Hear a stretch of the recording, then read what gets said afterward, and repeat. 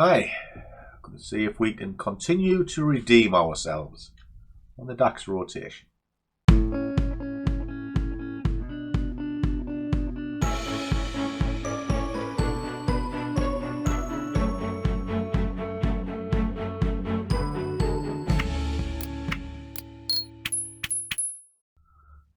a warm welcome to one and all. And for those of you not seen me before, my name is Langers, and I am the coffee-driven scruffy trader. Well, it's early morning, about 20 to 7, and I'm going to fire the screens up and show you where we're up to. What I'm doing with this series of videos, and it's ongoing, I've been doing it for quite a while, is building up a little strategy that you'll just put in maybe it's one trade, whether it's broken up, etc., as the way you may have seen me do in the past. But essentially you set it up once, and the idea is you can leave it and it'll build a nest egg. Now it's having its moments. In fact, it's came out the gate very well, but as it is proving, it hasn't continued to be very well. In fact, it's continued to be awful. Kind of why I said the original doesn't work. See, it's very good to see a cherry-picked trade, but it's whether that cherry-picked trade can repeat and repeat and repeat. They can't. You've got to put rules in and iron things out. So when you hear all of these stories in, oh, I've got this mechanical system, it works 65% of the time. Yeah, that's great. But does it? Because I've been testing it, as you'll see, for quite a while, and it don't work. So I'm having to adapt it and modify it and put it into a way that can work, which is what you're seeing. So let me fire up the screens and I'll show you. So the scores on the doors at this moment in time is this. Now if you haven't seen it before, I started this in June. Like I say, it came out the gate very well. But at the moment it's giving back pretty much what we want. I mean, we had a 100% hit rate in June. It's 10 positions. So it looks great, but on the surface of things it's not great. Because it could have just been a flash in the pan. But what we're looking at this month is it is still holding a win rate. But because the DAX needs such a big stop, the gains are given back. Now, there's nothing wrong with having a wide stop. There really isn't. But there's a difference between sort of a wide and a wide stop. Your stop has to be realistic. I base stops around 2 structure points, ATRs and all sorts of different things. And they are generally wide. And I know you'll get people saying, when you say let the trade breathe, they kind of dismiss that. Well, I dismiss tight stops because I think that's death by 1,000 cuts. Because if you've got 20 pip stop on the DAX, it'll just take you out in a flash. In fact, anything under 50 pips, you're going to find it quite hard. Unless you can absolutely nail the top and the bottom. And as experience tells us all, it doesn't happen very often. You know, don't look for the top, don't look for the bottom, look for the bit in the middle. But those 2/3 either side of it on the DAX are quite wide because this thing can shift. It'll do easily 150 to 200 pips in a day. So if you're looking for a third either side of it, by definition, that is 50, 60 pips, you know, just to allow it to move. So I need to work this out in a way that, yes, you have a stop of around 50 pips, but you're also going to have an expectancy that when you start on a Monday, you do have more on a Friday. That's the idea. And at the minute, getting battered around, we've still got more than we started with, which is a good thing. But it could be better. So let's see if we can redeem ourselves for the end of the month. Now we did win yesterday, so we're going to move up this to 63 because we've got a little bit extra margin to play with. We're on the 29th, so 546, 80. Still working on this, so there we go. So this is nice and ready. If you haven't seen how I do my sheets, these are the current figures. This side used for targeting, and this side you fill your journal in and you can put some rules in there. Nice, simple, easy way to do your journaling. And I live on a spreadsheet. I go backwards on them, forwards on them. In fact, if I pull this up, bear with me. Where's it at? You'll see exactly how I, or at least you will when I find it. Okay, there we go. So even this, I'm going all the way through it. I'm trying to work out, I'm looking at indicators, whether it's long, rotations, all sorts of different things, and it looks mad. Rotations at the minute, it does hit it, so 72% of the time, but if I use introduce other kind of strategies to it, raging bull, things like that, it's 82%.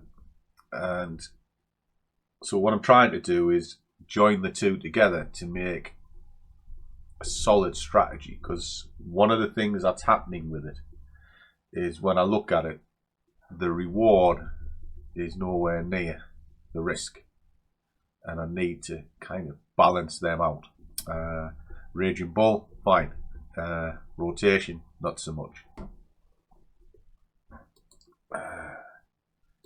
So that's what we're doing. Okay, let me sort of continue with this. All right.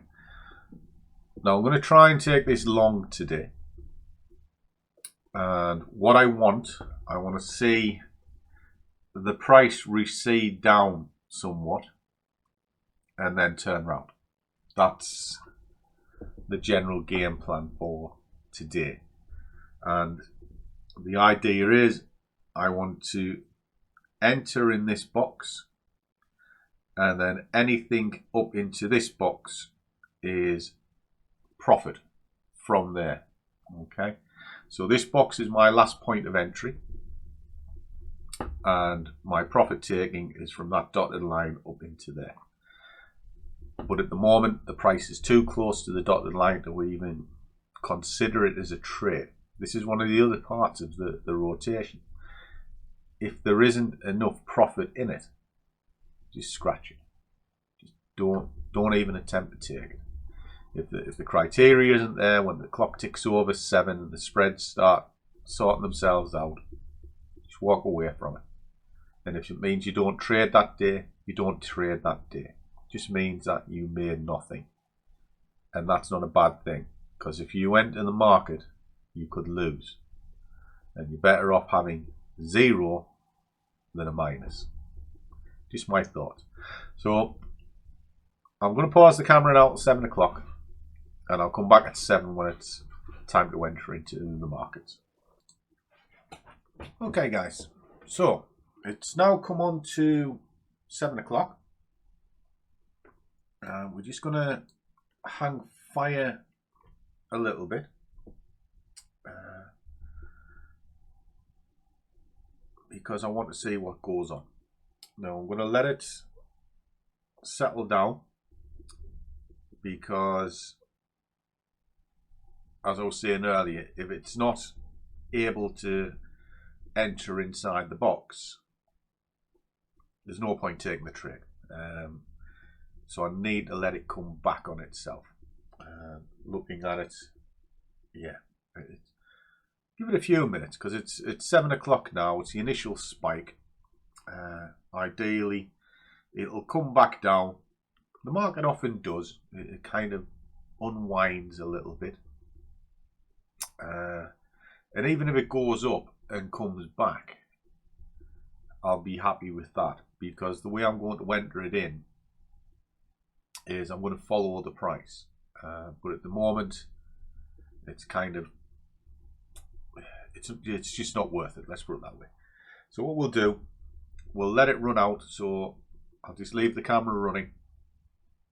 Ideally, I want it to close in here, and then I'll start managing to get to at least this point here. Okay, so that's what I'm going to do. So I'll just let it run out.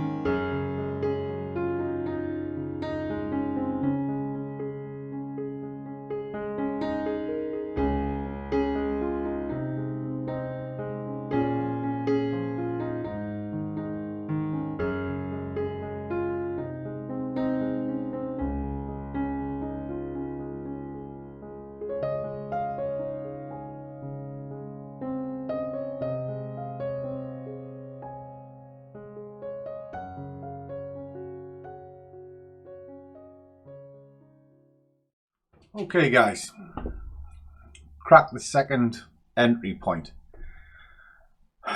Not quite the way I want to work this, but I still need to build the account, which is why I've done it. Basically what it was, it didn't enter this box in order to move up. However, I watched it. I certainly wasn't going to be trading the 8 o'clock open, because that is just suicide. So I watched it, I let it unwind to see if it would come back to this box. Now, whatever journey your trades are on, they will move up and come back. This is why this is called rotation, because that's exactly what it does. It's rotating all the time. And there it is there. It's pushed up, it's rotated back, and now it's pushing up again. Now we are looking for the first wave of the morning, if you like. Now the morning starts at around 7 o'clock. Why 7 o'clock? Well, it's kind of when the European markets are open, and it's also when the spreads tighten up, which is kind of the idea behind it.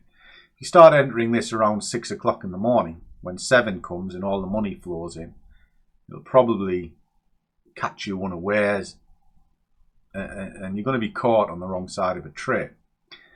Now, the way this worked this morning is it didn't have enough room in order to, talking of things that's not enough room of. Copy. That's very good of you, thank you very much. Brightest part of my morning, seeing her. Anyway, what happened? What was I saying? Yeah, get caught on the wrong side of a trade, and the first one didn't have room to move from there to there. It needed to get to this, but I needed to enter within the box. But that's the 7 o'clock ignition. And look what happened. It just rattled away. And I ain't putting an order in until I see what's going on. If that was down here somewhere, I'd have had a pending order in this box waiting for that ignition to catch it on its way up, because I'd already decided on my direction. It didn't happen. So let it come out, let it burst through this box, rotated back to it, used this candle as an entry point at the top of there, because it was a reasonable place for entry, and then set a reasonable target, and it has paid us. Now, okay, it's not the greatest trade in the world, but this is pennies, and we're only dealing with pennies, and I'm trying to keep it low. I'm quite happy now to move it back up to 63p. I could have done it at 63p, However, when I'm looking at the margin, it would have been tight. And as I was trying to explain about the DAX, you've got to let this thing bounce, you know. It's a nightmare. Now, as the pot grows and I'm able to put extra positions in, what will happen in the future is I'll have an initial target, which when it's hit, it'll be pulled to break even, but I'll have a secondary target up here, okay? And as it continues on its journey, it should give you more money. But as that moves forward, you often see me with multiple positions. I'll just pull my coffee on. See me with multiple positions. And the reason is it's how I manage trades. It's just something that I do. Give you a case in. Actually, I'll kind of show you. Right, give us a sec.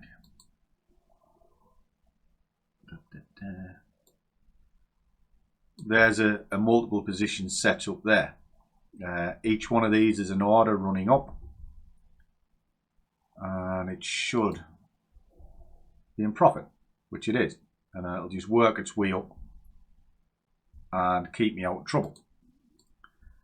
And that's sometimes what you see me looking at on the other side. I have another order on there, because while I'm ever doing my day job, I have a screen on this side, I have a working screen here, and on this one I have the 5%ers. So whatever I'm doing over here, I'm kind of keeping an eye on that as well, and that is just ticking along, you know. And just so you can kind of see that sometimes you don't have to go mad to build up a big wage. I'll show you something.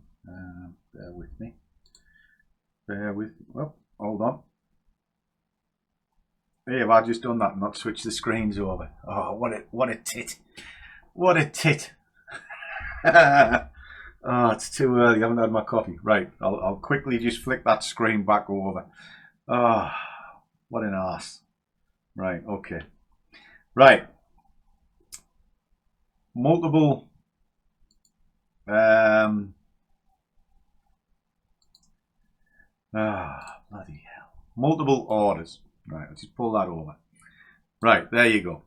There's a set of multiple orders building up a position. Basically catching the base of this.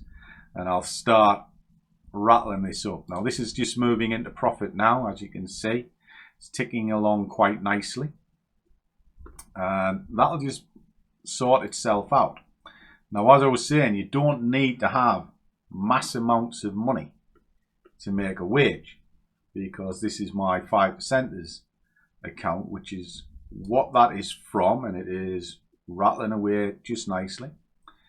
Very good equity curve. That there is the payout for this month, nearly $1,000. But on what? On 19 days. Okay, 90% hit rate. The profit factor, which is what you should be looking at and why I use multiple positions, which should be greater than 1, is 5.1. All right. So you don't have to go mad, guys, in order to make a half decent living. All right. And it's why I'm careful with what I do. You know, and it's why zone to zone works, or golden eye. But this particular strategy that we're looking at, rotation, is just based on that first wave. Okay, and what I've just shown you on that 5%ers is a similar process to this 5 waves. And as you saw, it's pennies, just like this, but it's generating a decent growth. And I do it every single day. And there's the live stats to back it up. So look, I guess the moral of the story is test, back test, and then live test slowly and gently. But don't be greedy. If you're swinging for the fences, you try to catch every wave, you're going to get caught. And that's why this rotation is working, because you pick a single direction and you're waiting for the rotation to come back to get in. Now the idea is to nail it down so you can get in between 7 and 8 rather than, as in this case, after 8 o'clock. Okay, so there we go. Another step forward, and we'll keep pushing and we'll keep pushing. So trade well, keep your risk managed, but above all, do what you love and the money will follow. See you all in the next one.